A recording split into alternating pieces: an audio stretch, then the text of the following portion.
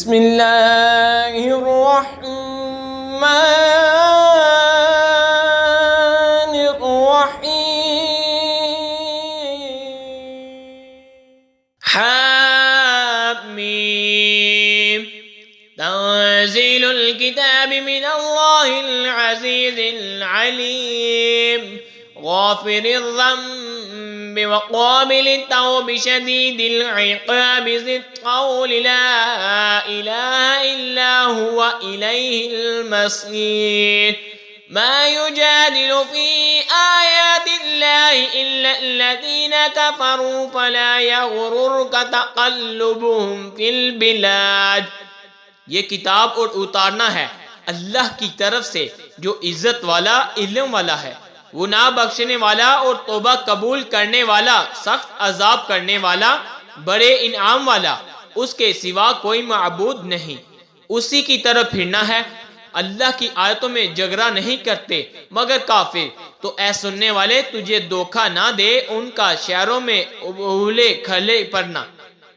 كذبت قبلهم قوم نوح والأحزاب من بعدهم وهمت كل أمة برسولهم ليأخذوه وجادلوا بالباطل ليدحضوا به الحق فأخذتهم فكيف كان عقاب۔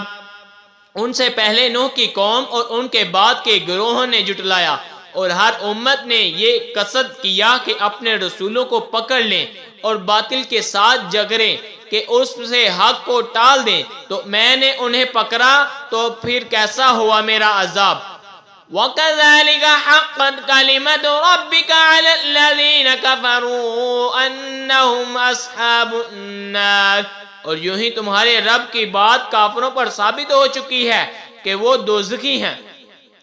الذين يحملون العرش ومن حوله يسبحون بحمد ربهم